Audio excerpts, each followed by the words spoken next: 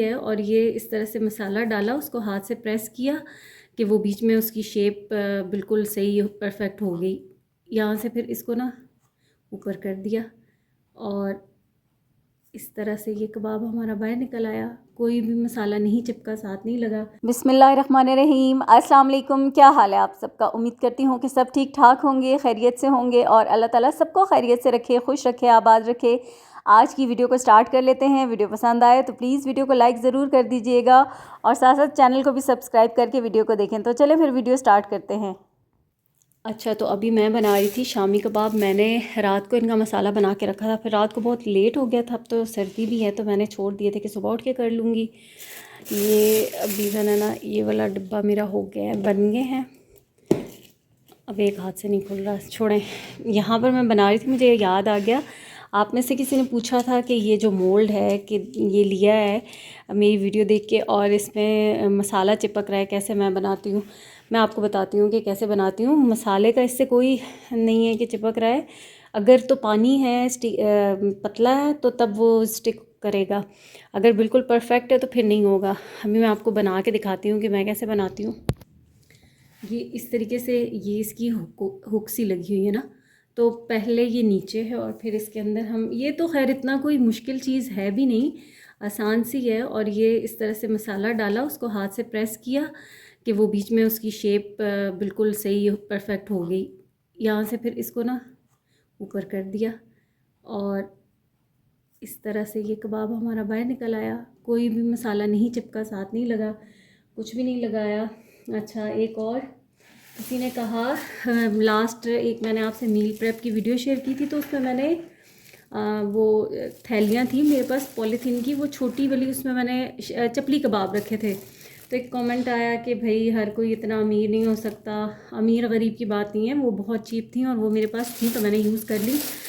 वरना हमेशा मैं आपको बताती हूँ कि ये जो पॉलीथीन बैग्स होते हैं ना, अभी ये सुबह अभी दूध जो है ना आया है तो उसकी ये थैलियाँ हैं, तो इनको मैं ऐसे ये कट करके, और जो मैं शामी कबाब बनाती हूँ तो डिब्बे में मैं उसकी शीट बिछाती हूँ और फिर उसके ऊपर कबाब की लेयर लगाती जाती हूँ। मैं आपको दिखाती हूँ ऐसे, ये जैसे है ना, अब ये देखें, ये नीचे इसी तरह से एक एक लेयर और ऐसे, और अलग से फ्रीज़ करने का झंझट नहीं होता फिर कि अब मैं पूरी ट्रे में डाल के फ्रीज़ करूँ, फिर मैं इनको मतलब डिब्बों में डालूँ। तो मैं ऐसे ही बिछा के कर लेती हूँ, फिर ये फ्रीज़ हो जाते हैं, चिपकते भी नहीं हैं और आसान तरीका भी यही है।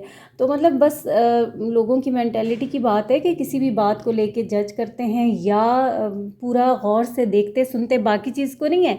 उसी वीडियो में मैंने ये भी आपको बताया कि आप इस तरीके से भी रख सकते हैं, लेकिन एक बात को पकड़ के बैठ जाते हैं, ये शायद ज़रूरी समझते हैं कि इस तरह का कमेंट करना। तो मैंने सोचा ये कबाब वाला भी आपको बता दूं कि इस तरीके से सिंपल मटेरियल अगर सही है, प्रॉपर बना हुआ, तो वो बिल्कुल भी नहीं चिपकेगा। अच्छा, आजकल वायरल ये फ्लू फीवर इतना कोई फैला हुआ है ना कि बच्चे सभी घरों में बीमार पड़ रहे हैं। चाहे आप उनको जितना मर्ज़ी सर्दी से बचाएं या उनकी टेक केयर करें, जो वायरल होता है तो वो फिर लगता ही लगता है। बाहर जाते हैं स्कूल कॉलेजेस में इधर उधर, तो आमना और इब्राहिम की भी तबीयत बहुत ज़्यादा ख़राब थी। इब्राहिम का तो एक हफ़्ता पहले उसको फ़ीवर हुआ, फिर अब दोबारा से स्टार्ट हो गया था और काफ़ी तेज़ था बुखार। और आमना को भी ज़्यादा पसलियों में दर्द और बाकी बॉडी पेन वगैरह भी थी, तो आज इनको हम हॉस्पिटल लेकर आए थे। वेट कर रहे हैं हम लोग, और डॉक्टर साथ वाले रूम में अभी आते हैं तो फिर आमना और इब्राहिम का चेकअप होगा। पेशेंट को जी आमना बता दीजिए। मुझे फ्लू हो रहा है, ठीक है, और इसके अलावा बुखार हो रहा है, वॉमिटिंग भी हुई है एक दफ़ा। कितने दिन हो गए इस बात को? 2 दिन हुए हैं। वॉमिटिंग सिर्फ एक दफ़ा हुई है। वॉमिटिंग कैसे है? खांसी के साथ? जी, और पसलियों में दर्द है।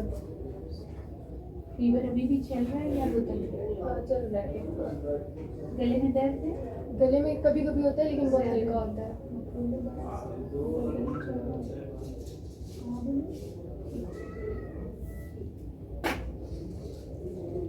सीजनल कोई एलर्जी या अस्थमा है इसको? अस्थमा तो नहीं, एलर्जी बाहर का छींकें आती हैं। हाँ जी, वो आती हैं, वो है जी। होती है जी, कभी इनहेलर नहीं यूज़ किया? नहीं। जैकेट वही मोटी है बस इतनी सी नीचे करूँगी फिर पीछे सूंगी। बेटे ज़्यादा दरवाज़ा बंद कर देना। अब ऐसे पीछे से देखो बाल आगे से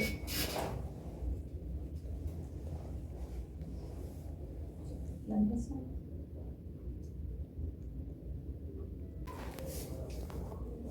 लेकिन इसको फीवर बहुत तेज़ हो रहा है। अच्छा कोई बात नहीं, मैंने टेस्ट कोई भी नहीं लिखा क्योंकि है तो ये वही सीजनली है। बेशक गले में दर्द है, धूप निकलती है ये इस तरह। अच्छा जुकाम लगातार हाथ बह रहे कि वक्त से इस अंतर रेशे आ रहे नाक से, ग्रीन येलो या वाइट? सोच के सही बताओ। आराम से सोचो और फिर बताओ।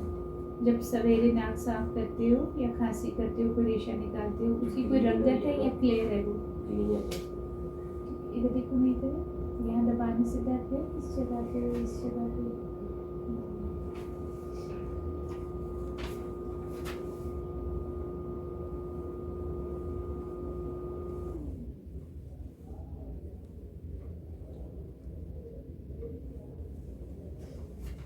थर्मोमीटर लगा के देखें, इसमें बुखार वैसे ना 100 या 5 इससे ऊपर नहीं जा रहा।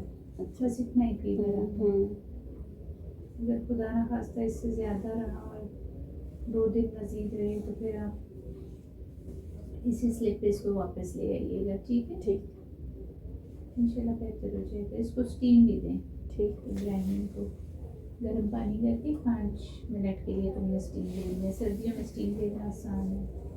और आमना को भी स्टीम देनी है? नहीं, उसको स्पेसिफिकली ज़रूरत नहीं है। ठीक, बस वैसे आप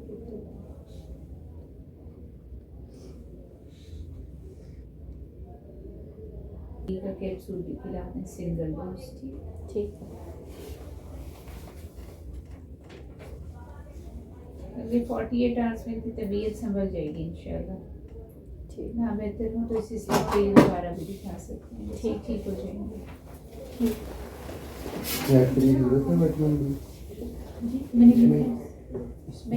विटामिन डी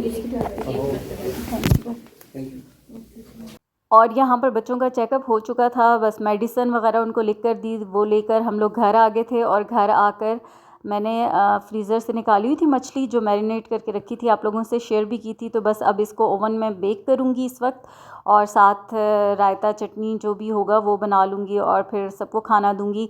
अच्छा, अब इन दोनों का ये है कि दोनों छोटे, और दोनों को ये था कि डॉक्टर हमें, एक को ये था कि मैं ज़्यादा बीमार हूँ, डॉक्टर ने मुझे कहा है कि कल छुट्टी करनी है, और इब्राहिम को था कि मेरा ज़्यादा गला ख़राब है, मेरी तबीयत ज़्यादा ख़राब है। मतलब बीमारी में भी दोनों आपस में एक दूसरे से मुकाबले ही कर रहे थे, और जो दवाइयाँ थी उन पे भी काउंट कर रहे कि किसको ज़्यादा दवाइयाँ दी हैं। अच्छा, माशाल्लाह से ये है कि बच्चे दवाई ख़ुद से ले लेते हैं अब, और प्रॉपर लेते हैं जितना बताई गई हो। मैं थोड़ी सी जो हूँ मेडिसिन लेने के मामले में ज़रा बहुत ही सुस्त हूँ। अब तो खैर हो गई हूँ ठीक, लेकिन ना मेरा ये होता था कि अगर मुझे कोई 5-6 दिन की दवाई दी है तो मैं 2 दिन लेके तो मुझे लगता था अब ठीक हो गई हूँ, तो फिर छोड़ देती थी। लेकिन शुक्र है कि ये लोग प्रॉपर से दवाई को लेते हैं ख़ुद, पूरी रिस्पॉन्सिबिलिटी के साथ।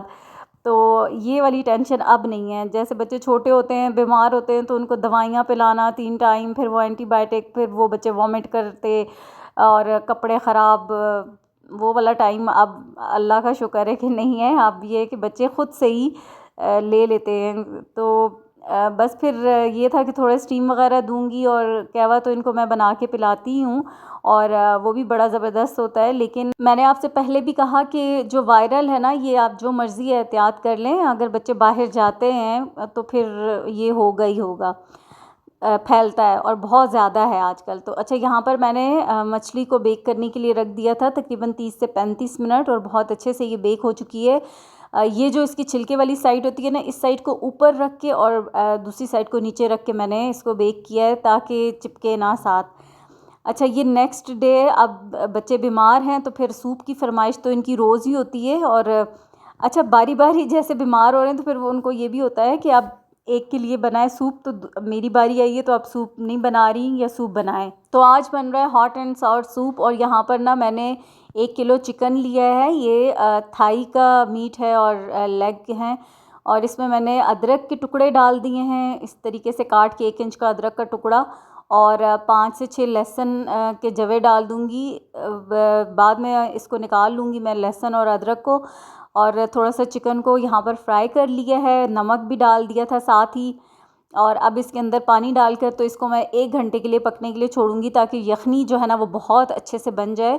और हाफ़ टेबल स्पून के जितनी इसमें कुटी हुई काली मिर्चें भी डाल दी हैं। और बस अब जब ये यखनी बन जाएगी तो फिर इसको चिकन को मैं निकाल के श्रेड कर लूँगी। यहाँ पर यखनी बन गई, चिकन की बोटियाँ मैंने निकाल ली हैं और उनको मैंने श्रेड कर लिया है। अब ये चिकन भी इसके अंदर ही ऐड कर दूँगी। साथ ही मैंने सब्ज़ी काट ली है, थोड़ी सी ली है बंद गोभी, उसको बिल्कुल बारीक काट लिया है। और गाजरें लिए हैं 2 से 3 अदद, उनको भी बिल्कुल फ़ाइन चॉप कर लिया है। और वो ये दोनों चीज़ें इसके अंदर मैं ऐड कर दूँगी। अच्छा, बस अब सब्ज़ियाँ इसमें जाएंगी, फिर इसके बाद जो भी सॉस इसके अंदर होगी वो डालूँगी। मतलब जितनी आपको पसंद हो, जितना फ्लेवर, जितना टेस्ट आपको पसंद हो, फिर उसके मुताबिक डालें सॉस को। और जहाँ पे लगे आपको कि बस ये फ्लेवर आपकी पसंद के मुताबिक है तो बस कर दें, इसलिए मैंने भी अंदाजे से ही डाली हैं। चिकन पाउडर ऐड किया है फ्लेवर के लिए 2 टेबल स्पून। फिर उसके बाद इसमें सोया सॉस डाला है, चिली सॉस डाला है, डार्क सोया सॉस भी डाला है मैंने, और ऑयस्टर सॉस भी डाला है।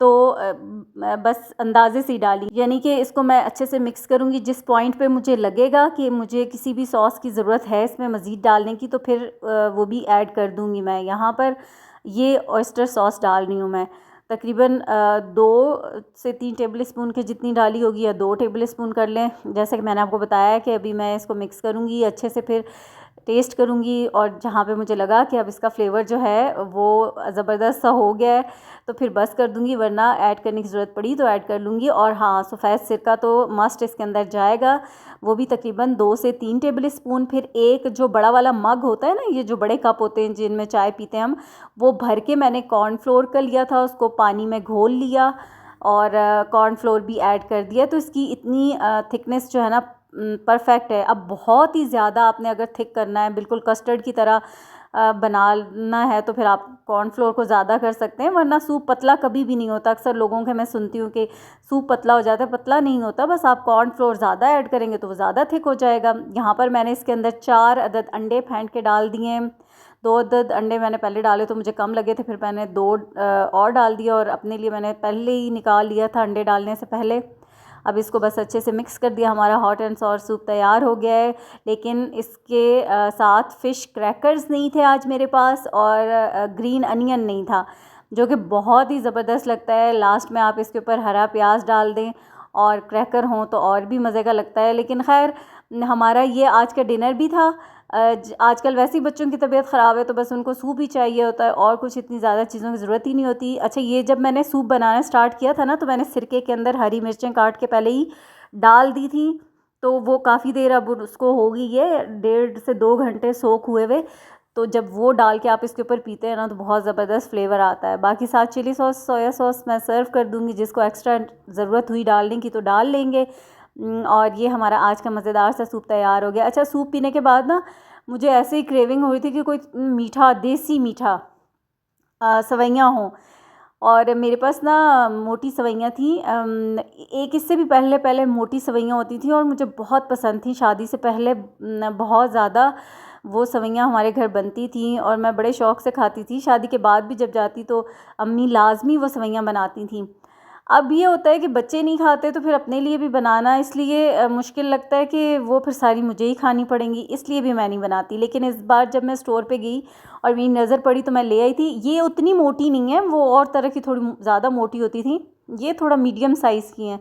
तो बस अभी मैंने सोचा कि झटपट बना लेती हूँ, और मक्खन में मैंने इलायचियाँ डाल दी थी, फिर सवैयों को भूना।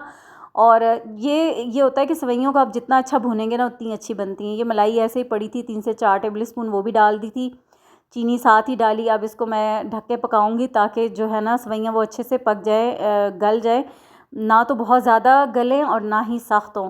अब इसके अंदर कटा हुआ नारियल और किशमिश भी डाल दिए, और अभी मुझे इसलिए भी जल्दी थी कि कहीं गैस ही ना चली जाए, तो इसलिए मैंने सोचा कि फटाफट से बन जाए। अब इसको मैं दम पे छोड़ दिया था और ज़बरदस्ती हमारी सवैयाँ बन गई हैं। तो बस ये मीठे की क्रेविंग हो रही थी इस वक्त, तो क्विक झटपट सी सवैयाँ बन चुकी हैं। और बहुत मज़ा आता है इनको खाकर। आज की वीडियो यहीं तक थी, आपसे चाहूँगी इजाज़त। अल्लाह हाफिज़।